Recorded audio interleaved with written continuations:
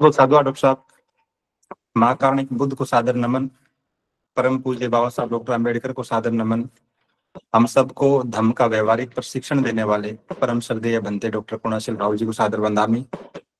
और देश भर से जुड़े आप सभी प्रबुद्ध साथियों को सादर नमो बुद्धाय। जैसा कि डॉक्टर साहब ने अभी जिक्र किया कि आज जिस विषय पर हम चर्चा करने वाले हैं वो निश्चित रूप से आज ही के दिन से जुड़ा हुआ बड़ा महत्वपूर्ण विषय है। और ये चर्चा, ये बातचीत हम अक्सर सुनते रहे हैं श्रद्धेय भंते जी से कि बौद्धों के लिए साल भर में आने वाली हर एक पूर्णिमा बड़ा विशिष्ट स्थान रखती है, और त्रिपिटक साहित्य में, धम्म के साहित्य में, धम्म की परंपराओं में प्रत्येक पूर्णिमा बड़ा महत्वपूर्ण स्थान रखती है। बड़ी महत्वपूर्ण घटना किसी न किसी पूर्णिमा से जुड़ी हुई है। तो आज का दिन भी, कार्तिक पूर्णिमा का दिन भी बड़ा महत्वपूर्ण है। और प्राचीन भारत के इतिहास को यदि हम देखें, विशेष रूप से बौद्ध काल के इतिहास को, तो कुछ महत्वपूर्ण घटनाएं इस दिन से जुड़ी हुई भी नजर आती है। एक बड़ी महत्वपूर्ण घटना जिसकी वजह से ये दिन बौद्धों के लिए एक पर्व बन जाता है, एक उत्सव की तरह बन जाता है, बस उसी घटना के बारे में चर्चा आज हम कर रहे हैं। हम सब लोग पढ़ते हैं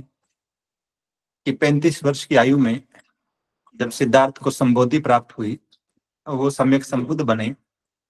और उसके बाद सारनाथ में आकर जब पहली बार देशना देते हैं, धम्म चक्र का प्रवर्तन करते हैं,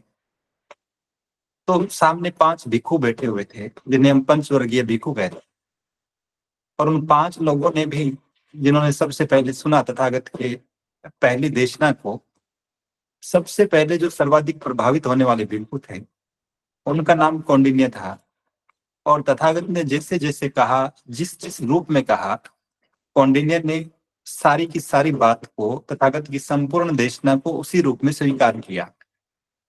तो जब हम ये बात करते हैं कि पहला भिक्षु कौन था, तो बहुत ही सम्मान के साथ हम कौंडिन्य का नाम देते हैं। उनके बाद में 2 लोग और आते हैं, वो क्रमशः तथागत को अपना शिष्य स्वीकार करते हैं, जिन्हें हम महानायम और वप के नाम से जानते हैं। और उसके बाद में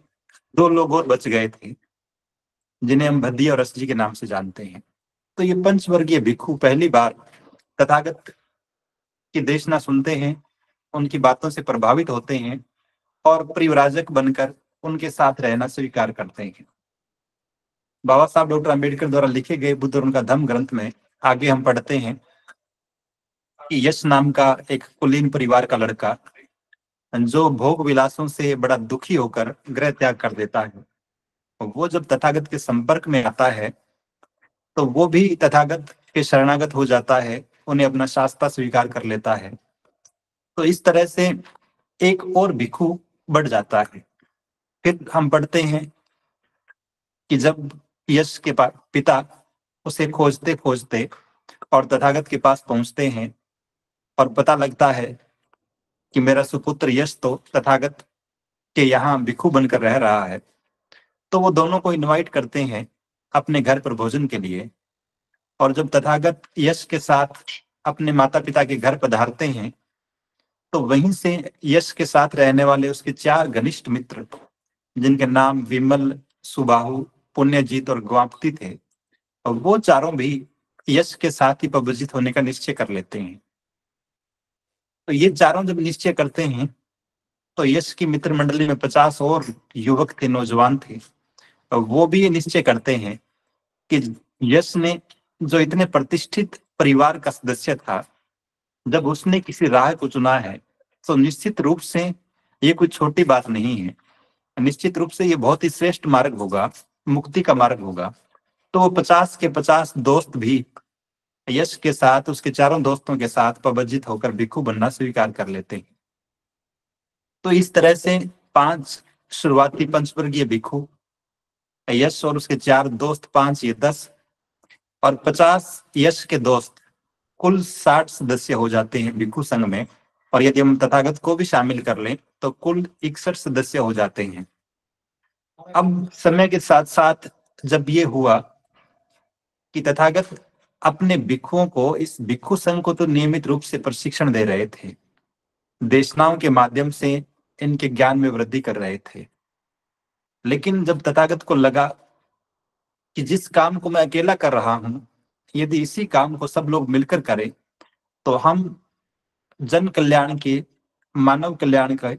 लिए जिस धम्म का आविष्कार हुआ उसको और ज्यादा लोगों तक पहुंचा पाएंगे। तो तथागत इस अपने भिक्षु संघ को पहली बार जो महत्वपूर्ण देशना देते हैं, उपदेश देते हैं, और वो कार्तिक पूर्णिमा के दिन ही दी गई, आज ही का दिन था, और इसी वजह से ये दिन बड़ा महत्वपूर्ण बन जाता है। तथागत इन सारे के सारे भिक्षुओं को कहते हैं, और सुत्त पिटक का जो संयुक्त निकाय ग्रंथ है उसमें हम पढ़ते हैं, बाबा साहब डॉक्टर अंबेडकर ने बुद्ध और उनका धम्म ग्रंथ में इस घटना का बहुत विस्तार से तो जिक्र नहीं किया है, लेकिन बाबा साहब भी इसका उल्लेख जरूर करते हैं। तो तथागत अपने उन भिक्षुओं को उपदेश देते हुए कहते हैं कि चरथ भिक्षवे चारिकम, बहुत बार आप सब सुनते होंगे इस पैराग्राफ को, कि चरथ भिक्षवे चारिकम बहुजन हिताय बहुजन सुखाय लोकानुकंपाय अत्थाय हिताय सुखाय देव मनुषानम देशेत भिक्षवे धम्मं आदि कल्याणम मज्जे कल्याणम पर्योसान कल्याणम सातंग सव्यंजन केवल परिपूर्ण परिशुद्ध ब्रह्मचर्य प्रकाशित। हिंदी में यदि हम बात करें तो साफ साफ शब्दों में तथागत कहते हैं कि भिक्षुओं, चारिका करो, अलग अलग जगहों पर जाओ और धम्म का उपदेश दो, उस धम्म का जो बहुजनों के हित के लिए है, बहुजनों के सुख के लिए है, बहुजनों के कल्याण के लिए है, और जो सभी प्रकार के मनुष्यों के कल्याण के लिए है, उनके हित के लिए है, उनके सुख के लिए है, उस धम्म की देशना दो भिक्षुओं, जो शुरुआत में कल्याणकारी है, मध्य में कल्याणकारी है और अंत में भी कल्याणकारी है। बहुत ही सुंदर और स्पष्ट अर्थ सहित, व्यंजनों सहित, जो पुण्य कर्मों को, कुशल कर्मों को बढ़ाने वाला है, ब्रह्मचर्य को बढ़ाने वाला है, उस धम्म की व्याख्या करो, उसका प्रकाश चारों ओर फैलाओ। और इस देशना के बाद ही ऐसा हुआ कि सारे के सारे भिक्षु अलग अलग दिशाओं में जाते हैं धम्म प्रचार के लिए, और तथागत भी एक अलग दिशा चुनते हैं, उनके साथ चलना स्वीकार नहीं करते हैं। क्योंकि शुरुआती समय में ऐसा हुआ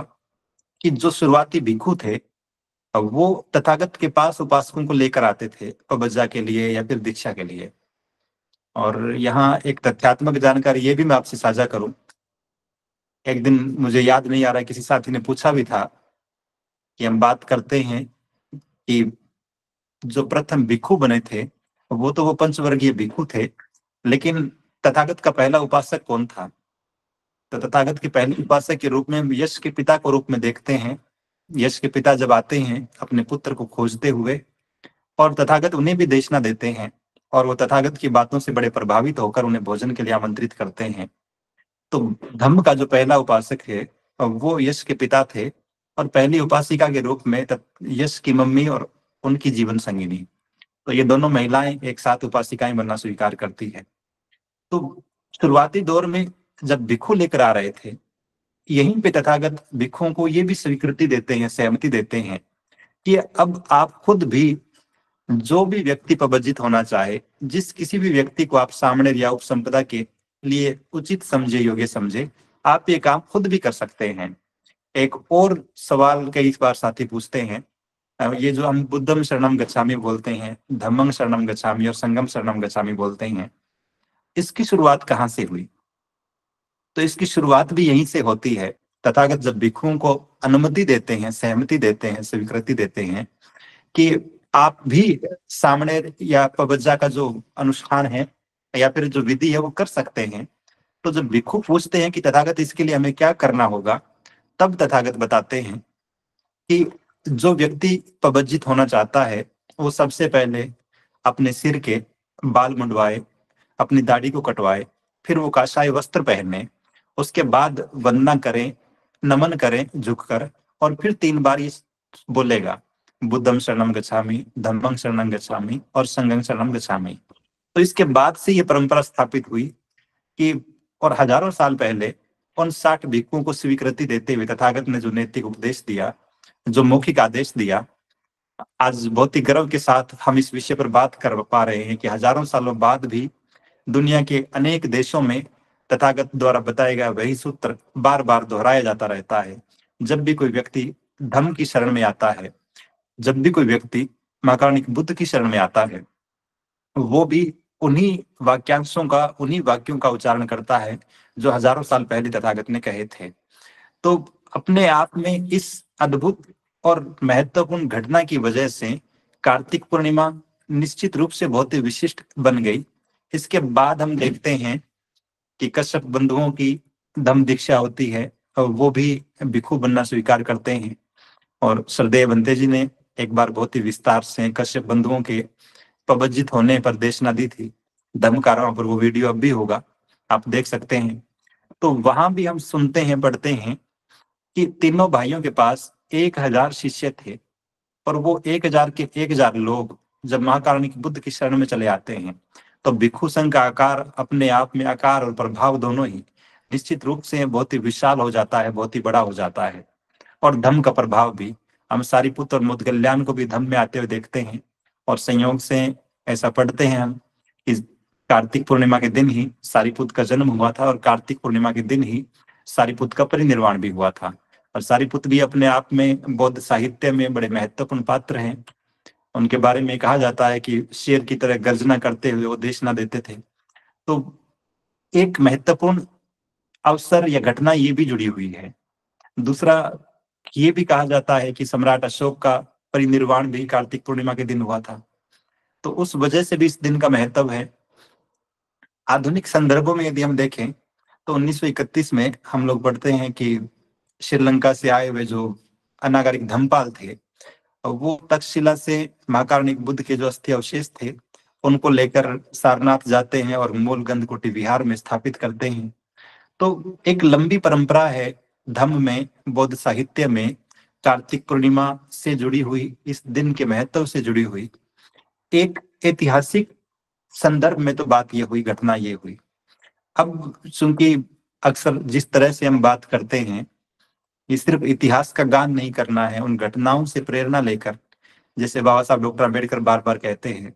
अभी बौद्ध आचार संहिता में हमने देखा ये वाक्य लिखा हुआ है कि सिर्फ बौद्ध बनना ही पर्याप्त नहीं है, धम्म का प्रचार प्रसार करना भी प्रत्येक बौद्ध का प्राथमिक कर्तव्य है, उसकी जिम्मेदारी है। तो उस एंगल से यदि हम देखें तो जिस तरह से महाकारुणिक बुद्ध ने आज से हजारों साल पहले अपने 60 भिक्षुओं को उपदेश दिया, देशना दी और धम्म के प्रचार प्रसार की जिम्मेदारी देकर उन्हें अलग अलग दिशाओं में रवाना किया। और उसके बाद हम देखते हैं कि धीरे धीरे पूरा का पूरा भारत बौद्ध में होता चला जाता है। भारत ही नहीं बल्कि एशिया के बहुत सारे देश धम्म के प्रभाव में होते चले जाते हैं। तो ये निश्चित रूप से अपने आप में बहुत बड़ा संदेश है, बहुत बड़ी सीख छिपी हुई है कि जब किसी शास्त्रा को, उनके नेतृत्व को स्वीकार करके कोई व्यक्ति बहुत ही निष्ठा के साथ, बहुत ही समर्पण के साथ, बहुत ही गंभीरता और जिम्मेदारी के साथ धम्म प्रचार के महान काम को अपने हाथ में लेता है तो निश्चित रूप से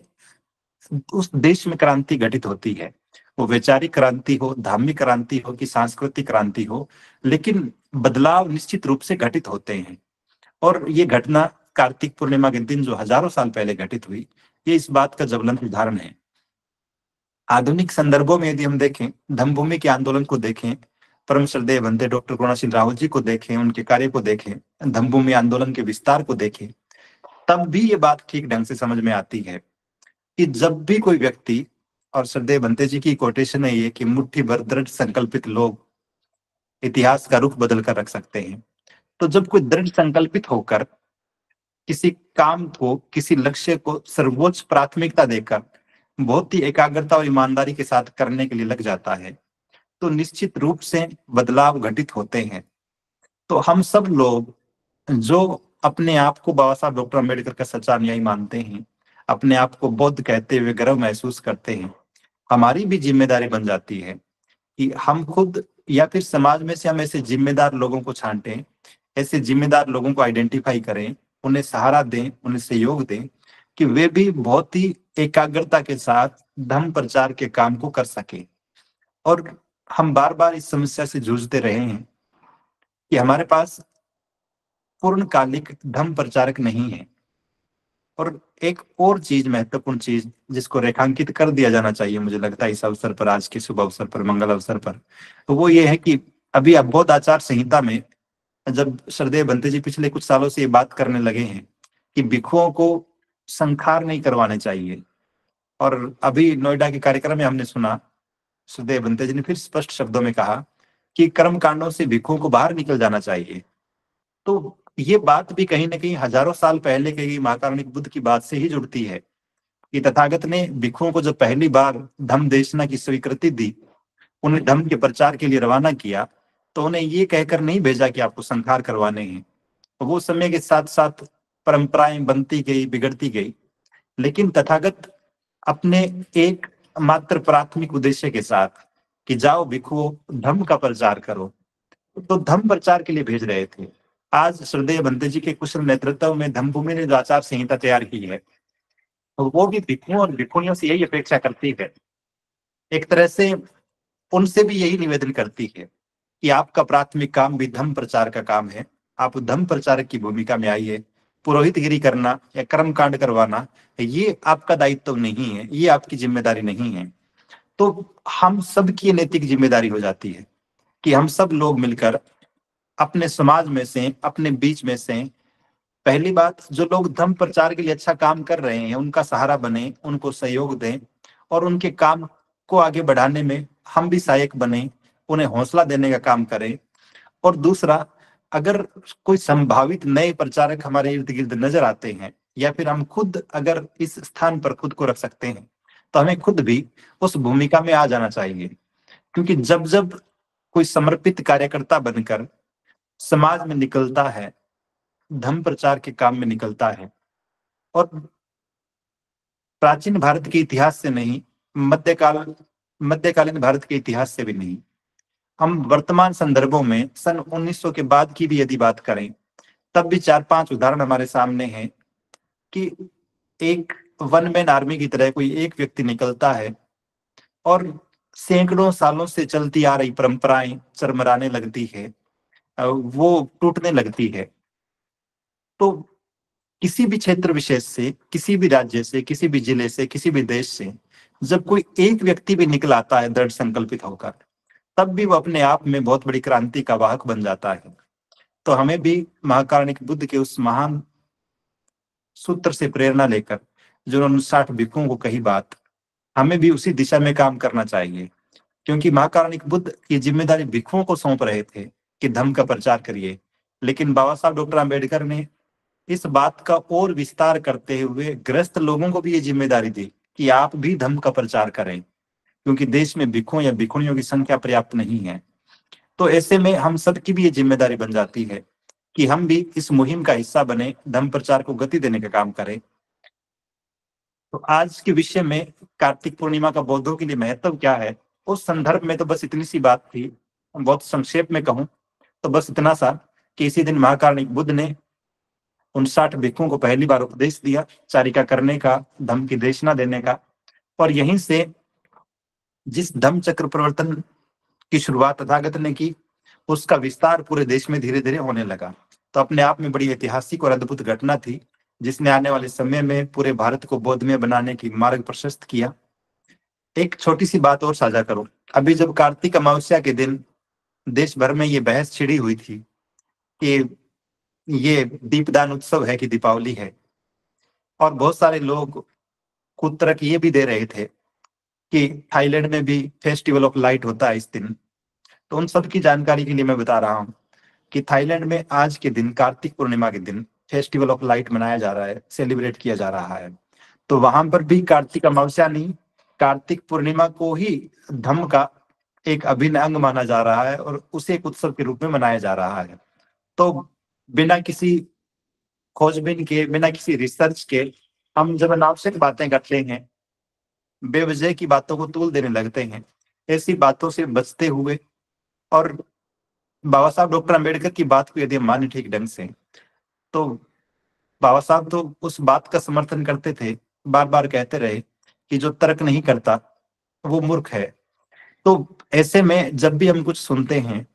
हमें उसकी सारी की सारी संभावनाओं पे विचार करना चाहिए। सारी की सारी संभावनाओं, उसके पक्ष-विपक्ष में सोचना चाहिए। किसी एक व्यक्ति की बात को ही स्वीकार कर लेना, और वो भी बिना जाने-समझे,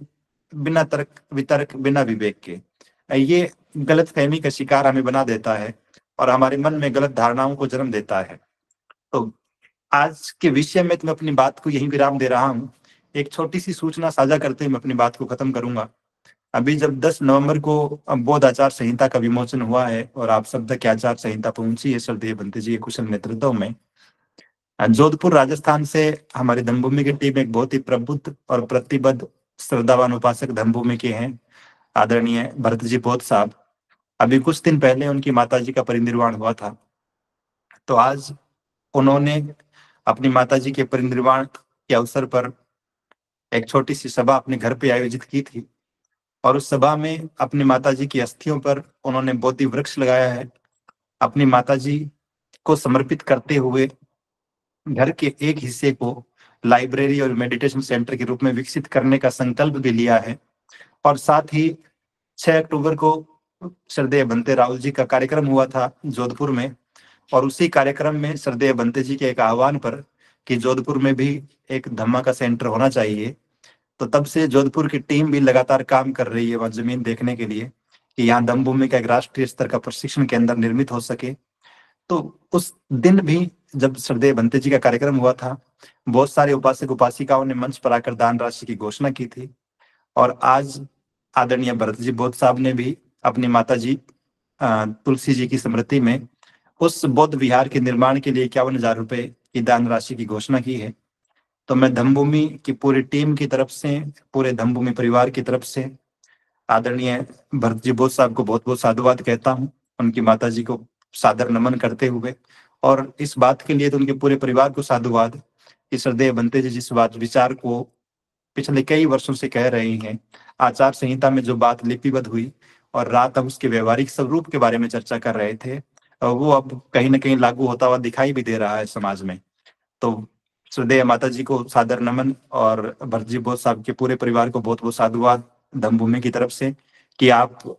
उन मापदंडों पर खरे उतरते हुए उन्हें ज़मीन पर लागू करते हुए इस दिशा में प्रयास भी शुरू कर चुके हैं।